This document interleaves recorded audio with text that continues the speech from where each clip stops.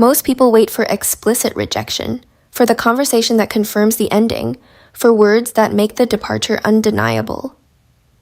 But the avoidant rarely offers that clarity. They communicate finality through behavior so subtle it masquerades as temporary distance, leaving their former partner suspended in hope that was already buried. When certain patterns emerge, they are not signs of processing or space.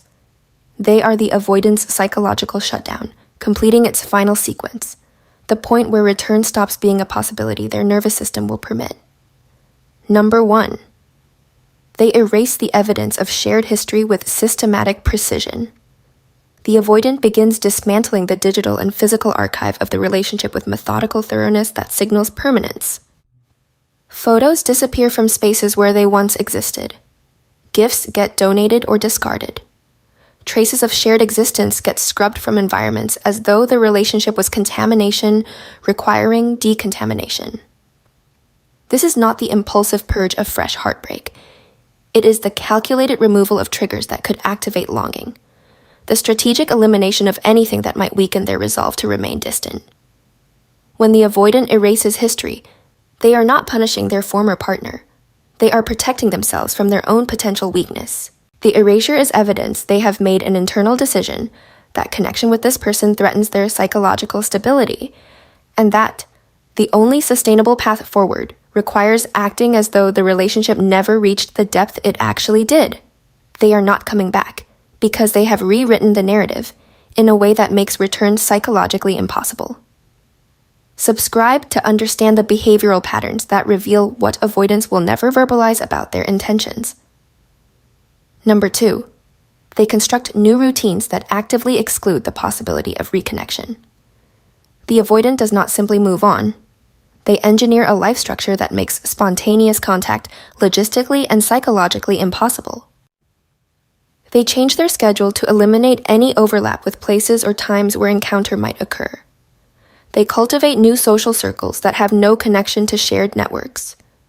They build patterns so different from what existed during the relationship that inserting the former partner back into their life would require complete demolition of the stability they have painstakingly constructed. This is not avoidance of awkward run-ins. It is the creation of a parallel existence where the former partner cannot accidentally become relevant again. When the avoidant builds this aggressively separate life, they are communicating through structure what they cannot say directly, that they need the former partner to remain permanently outside their psychological and physical geography to maintain the equilibrium their nervous system requires. Number 3, they achieve emotional flatness when the former partner's name surfaces. The clearest signal of permanent departure is not anger, not defensiveness, not lingering hurt. It is complete affective neutrality. When mutual acquaintances mention the former partner, when reminders surface, when opportunities for reconnection present themselves, the avoidant responds with the same emotional register they would use discussing a stranger. No tension, no visible discomfort, no telltale signs that the person once mattered. This flatness is not performance. It is genuine dissociation. The avoidance psychology having successfully completed the project of converting someone who once activated their deepest fears and desires into someone who activates nothing at all. The former partner has been relegated to the category of person I used to know, without the emotional charge that would suggest unfinished business or potential future engagement.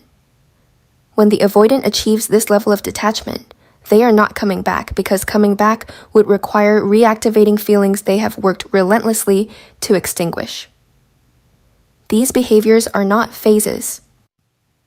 They are the avoidant's psychological immune system, treating the former relationship as a threat that must be permanently neutralized.